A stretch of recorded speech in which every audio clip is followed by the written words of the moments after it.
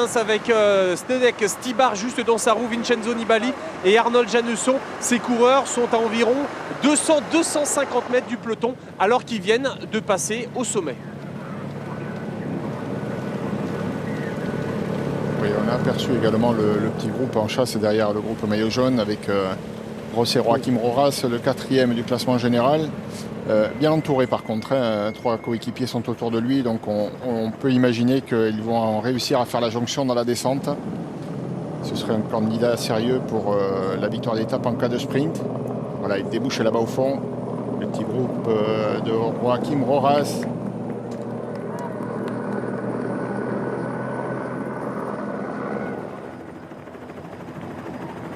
Cyril Gauthier devant Arthur Vichot, Kelderman, le champion du monde, le maillot jaune, le leader de Paris-Nice. Le champion du monde, c'est Rui Alberto Costa. Et si on l'écoutait, tiens, le champion du monde, deuxième, je vous le rappelle, à 14 secondes de Carlos Betancourt, le portugais. Alors ça serait une première hein, de voir un portugais sur un podium de Paris-Nice. Hier, j'ai tout tenté. J'ai pris 2 secondes de bonification.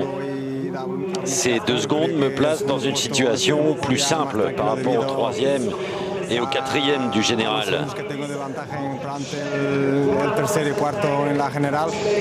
Et bon, je crois qu'aujourd'hui, je ne sais pas, ça va être tranquille. La course est réglée, Betancourt est très fort et il sera très difficile à battre.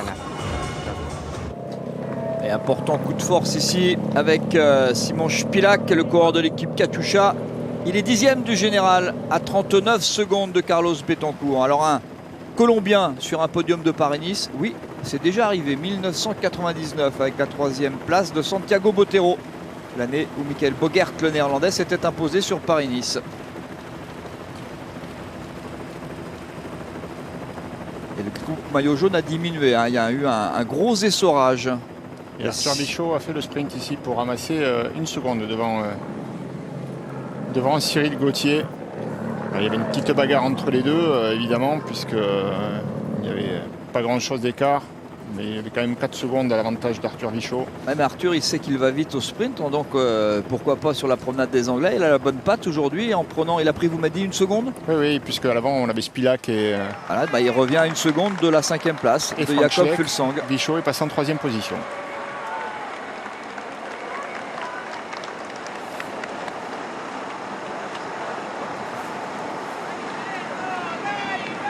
Et ça, c'est le groupe des battus, le groupe Štibar. Voilà, le groupe Štibar qui entame à son tour la descente. Ah, ça va descendre vite à tous les échelons ici. Allez, le duo de tête, Frank Schleck et Simon Špilak.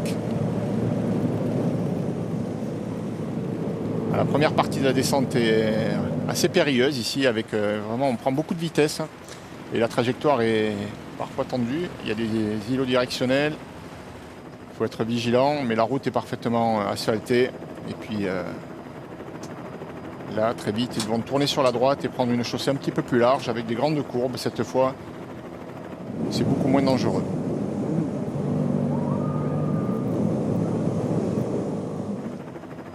Maillot jaune semble en train de se reformer, Nicolas G. En tout cas, il y avait, allez, on va dire 7 ou 8 coureurs. C'est un peloton maillot jaune avec quoi, une quinzaine de coureurs? Oui, une vingtaine de coureurs, Thierry, c'est ça à peu près. En effet, jonction entre le groupe maillot jaune, ce qu'on va appeler le peloton, et le groupe Roras, sous l'impulsion de 3 coéquipiers de José Joaquim Roras de l'équipe Movistar qui sont revenus.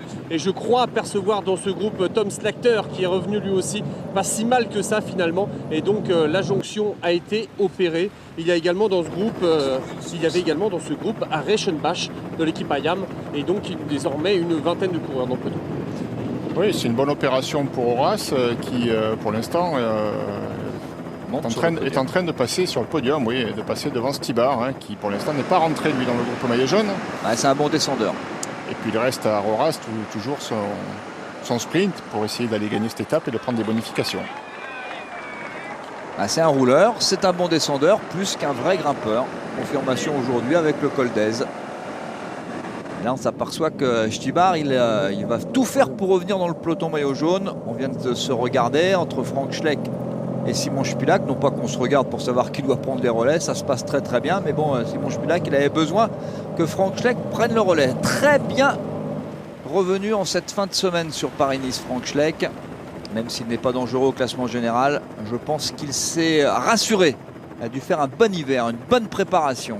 Il ne faut pas trop s'endormir ici dans le peloton maillot jaune, hein, parce que 39 secondes, c'est le retard de Spilak au classement général. Hein. Il est 10e au classement général à 39 secondes. Alors on nous annonce 8 secondes, il ne faut pas trop que cet écart grandisse. Il y a 10 secondes de bonification à l'arrivée, on le rappelle. Donc s'il parvenait à creuser un écart d'une trentaine de secondes, ça pourrait devenir extrêmement dangereux pour le maillot jaune.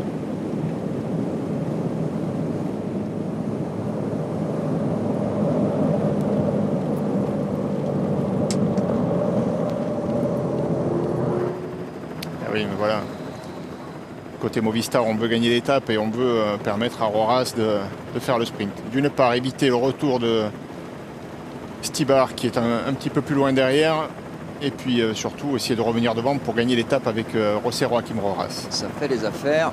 Du maillot jaune en 4e position dans ce peloton, Carlos Betancourt. Il a encore 2 coéquipiers juste derrière lui. On aperçoit Rui Alberto Costa, le champion du monde. Pour l'instant, eh bien, tout se passe parfaitement bien. Excellente gestion de Carlos Betancourt qui a profité de la descente pour boire un peu. Il y a la victoire d'étape, il y a le maillot jaune, il y a le classement, il y a le podium. Est-ce que vous apercevez dans votre dos, dans les rétroviseurs, Zdeněk Stybar, le Tchèque? Je ne l'aperçois pas, Thierry. Lorsque nous nous retournons, en effet, le groupe Devenant, Nibali, Janesson, Stybar n'est pas derrière nous. Et donc je pense que Stybar ne pourra pas revenir avant la promenade des Anglais.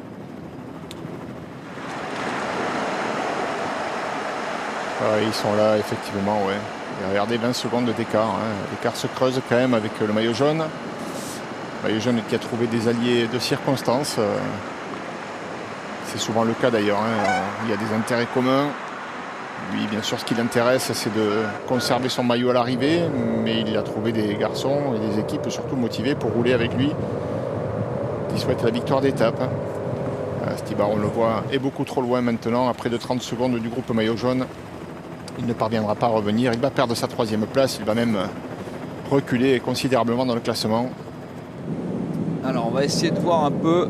Ça c'est la tête du peloton qui est en chasse, qui revient tout doucement sur le duo de tête composé du luxembourgeois Frank Schleck, du slovène Simon Spilak, le coureur de l'équipe Trek et le coureur de l'équipe Katusha.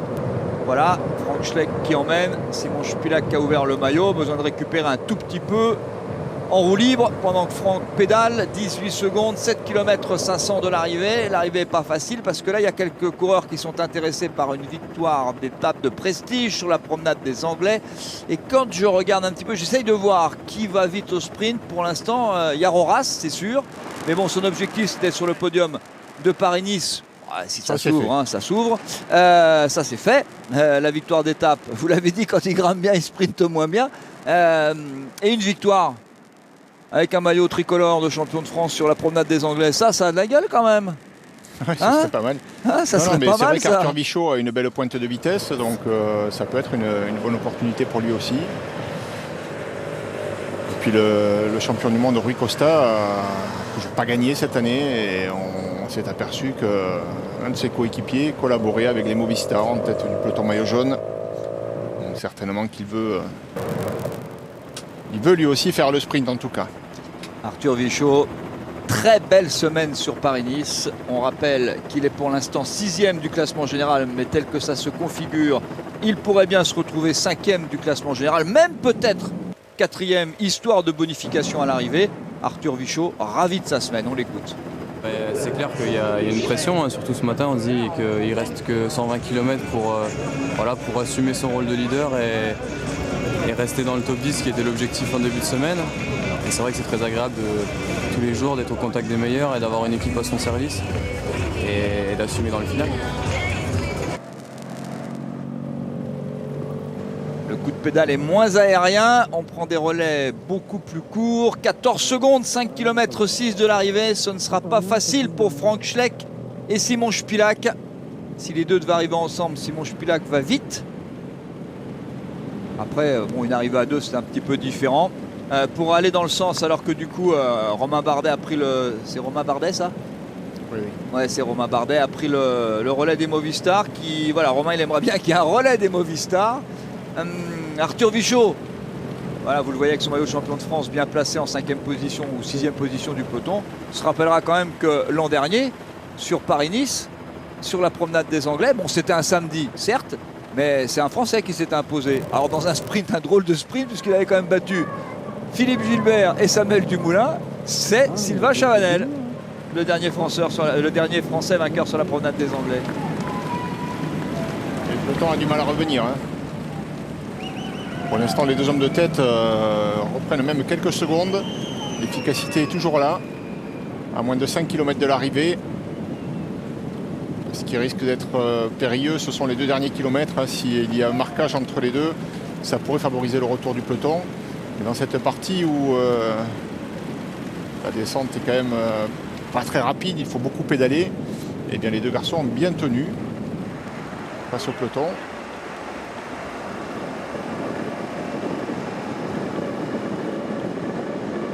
Ce qui reste du peloton, on va dire, du groupe maillot jaune.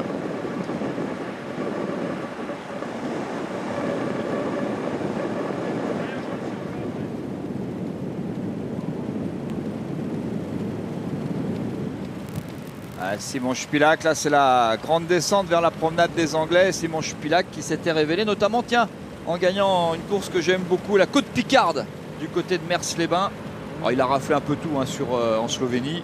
C'est un des meilleurs. Il y a beaucoup de jeunes coureurs en Slovénie, dans les équipes juniors ou espoirs. Il y a toujours beaucoup de coureurs slovènes très brillants, avec notamment les Français ou les Belges. Il avait par exemple gagné à la 4e étape sur le Tour de l'Avenir 2007, Simon Spillack. Lui qui est arrivé dans l'équipe Lamprey avant de signer dans l'équipe Katusha en 2012. C'est déjà 7 victoires dans sa carrière. Alors que risque Bettencourt à l'heure qu'il est, à 3 km de l'arrivée? Pas grand chose. Il faut simplement rester sur son vélo. Maintenant, on est rentré dans les 3 derniers kilomètres. S'il était victime d'un incident mécanique, eh bien, il serait crédité du même temps que le groupe auquel il appartient. Donc il gagnerait ce Paris-Nice, puisqu'il est dans le groupe avec ses poursuivants au classement général. S'il y a une cassure à l'arrivée, attention. Imaginons que le champion du monde l'emporte et qu'il empoche les 10 secondes de bonification. Il faut absolument qu'il n'y ait pas de cassure dans le peloton. Donc restez vigilants malgré tout pour Bettencourt, mais a priori c'est gagné.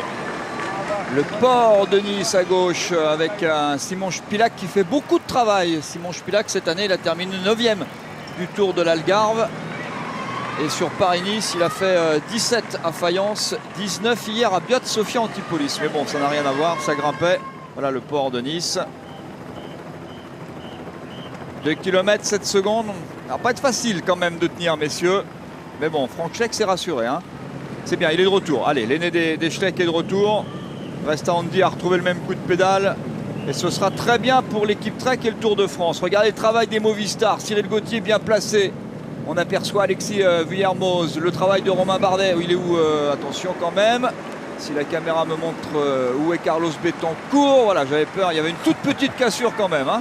Toute petite cassure quand même. Non, il prend une marge, on va dire. Il fait attention. Il ne veut pas toucher une roue. Il apprend. Non, mais il ne faut pas qu'il y ait de cassure, évidemment, parce que le temps est toujours pris sur le premier de chaque groupe. Si toutefois il y a des gens qui font le sprint et dans lequel on peut imaginer que Rui Costa sera, il ne faut pas que Bettencourt se retrouve dans une cassure. Quelquefois ça arrive, des coureurs se relèvent et il y a un écart entre les groupes et ça peut être la mauvaise surprise du jour. Mais normalement il ne peut plus rien lui arriver ici. Le peloton va revenir, la flamme rouge. C'est donc le dernier kilomètre. 3 secondes d'écart sous la flamme rouge pour Simon Spillack et Franck Schleck. C'est Rui Alberto Costa qui est en train de ramener la tête du peloton. Il n'a pas encore gagné en 2014. Il a fait déjà, je crois, 5 fois deuxième. Ça part à droite de la route du côté des Tinkoff Saxo.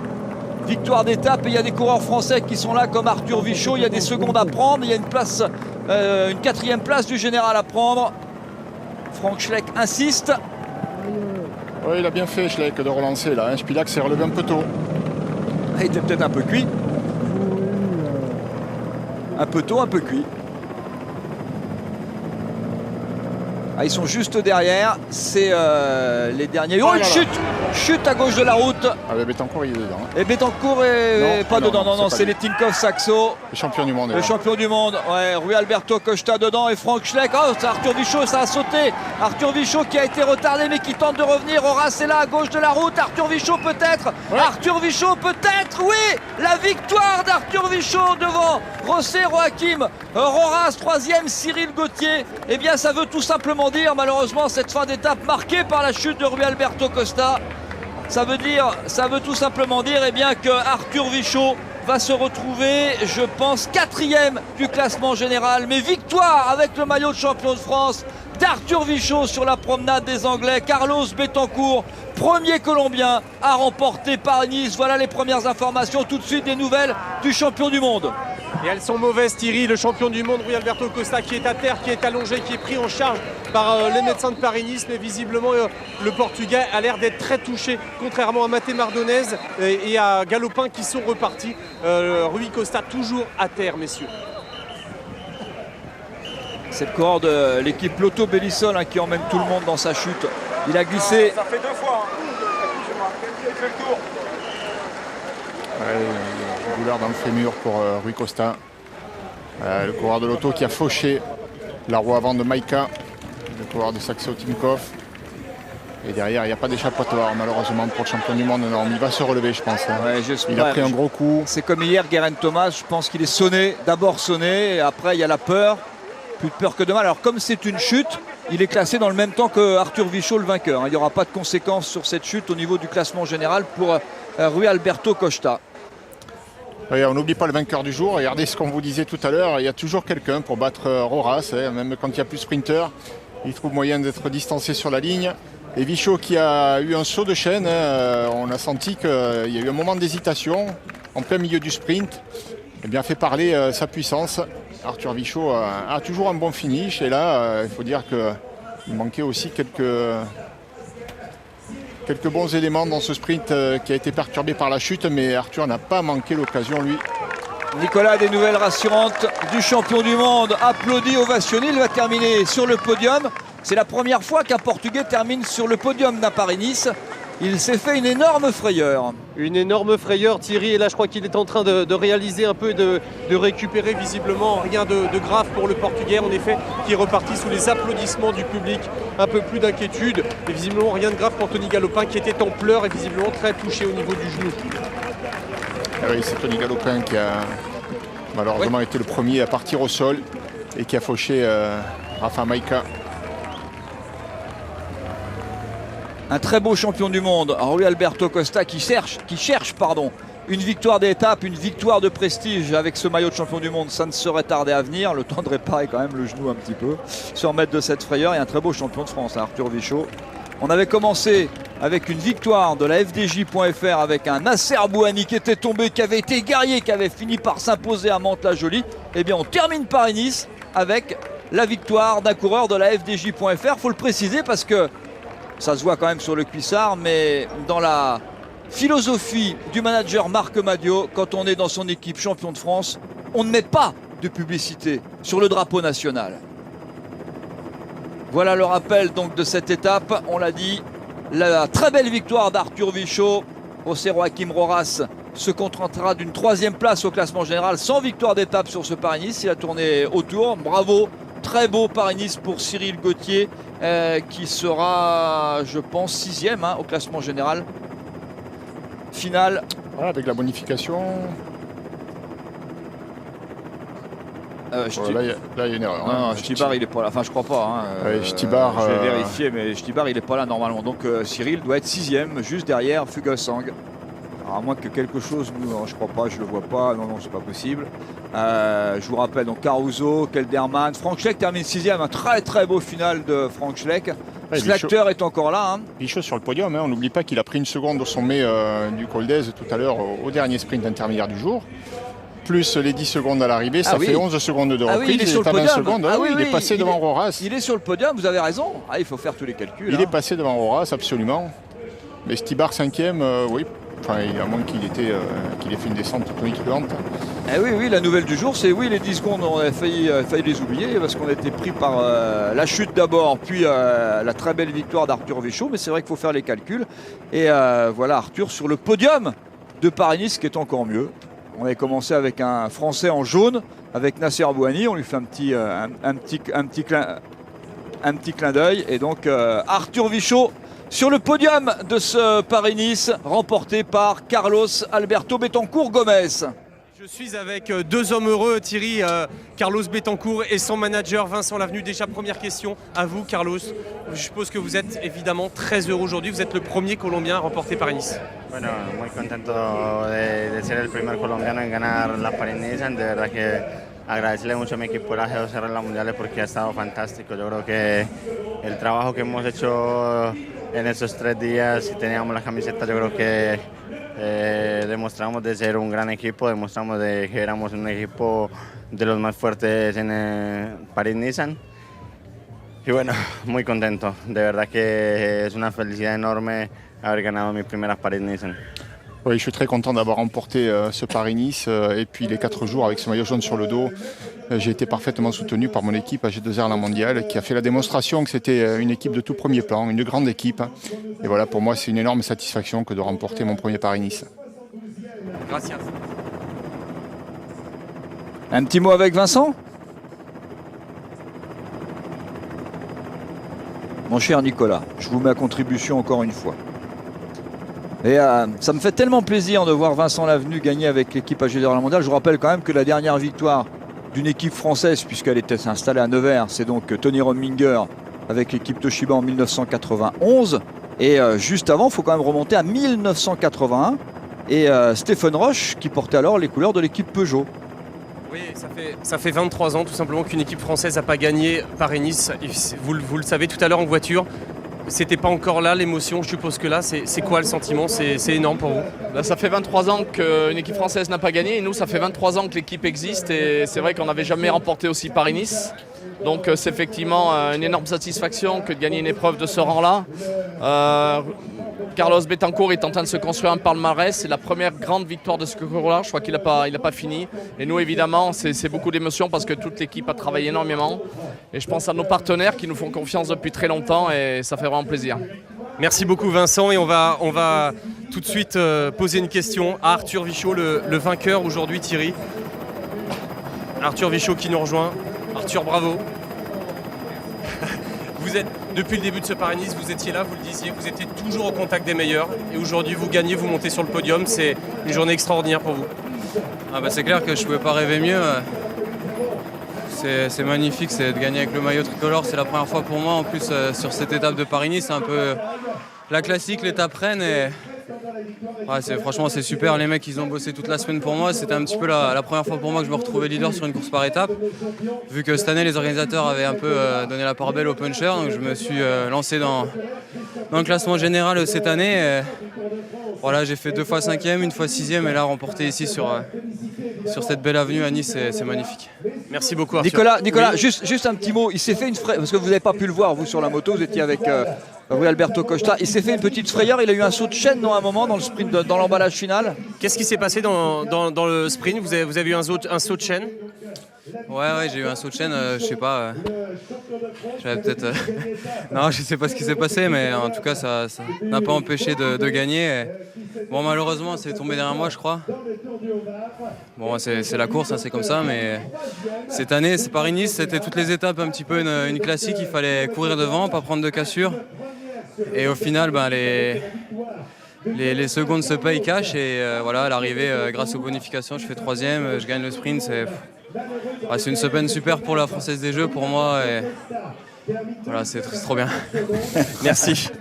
C'est trop bien. Alors, j'aime bien parce qu'il dit je sais pas ce qui s'est passé. Il a failli en prendre une bonne. Hein. Quand on a revu l'image, là, il a failli sauter, l'arrière a sauté, il aurait pu en prendre une bonne. Oui, il aurait pu, la chaîne aurait pu se coincer et la roue aurait pu se bloquer, effectivement. Mais bon, heureusement, tout s'est bien passé. C'est tombé derrière lui, mais il n'y est pour rien. Et puis bon, c'est comme il le dit si bien, un fait de course. Ça n'enlève rien à la qualité de son sprint et à sa détermination. Il a été C'est vrai, très très bon cette semaine et il clôture de la meilleure des façons ce Paris-Nice, une victoire d'étape, un podium. Il n'était pas parmi les plus cités pour être sur le podium, donc voilà. Voilà. On nous a enlevé finalement Stybar. ce pauvre Stybar qui n'était pas là. Voilà, on l'avait bien vu, il n'a pas réussi à rentrer, il n'a pas réussi à revenir. Et donc confirmation de ce podium. D'abord la victoire de prestige, sa première avec son maillot de champion de France pour Arthur Vichot. Quand on vous dit que 2014 on aura d'énormes satisfactions avec les coureurs français, je crois qu'on ne se trompe pas et que ça n'est pas faire excès de chauvinisme. La victoire, première victoire colombienne sur Paris-Nice de l'histoire depuis 1933 pour Carlos Alberto Betancourt. Un superbe podium, hein. On a un jeune garçon plein de talent, Carlos Alberto Betancourt, qui avait quand même fini 5e du Giro en 2013, meilleur jeune du Tour d'Italie, qui avait gagné le Baby Giro, qui avait été vice-champion du monde espoir en Suisse derrière Romain Sicard, c'était en 2010 à Mendrisio. Eh bien, ce jeune garçon de 24 ans, il aura 25 ans le 13 octobre prochain. Eh bien, Carlos Betancourt, voilà un garçon plein de talent, un beau podium. Et d'abord, saluons la très belle victoire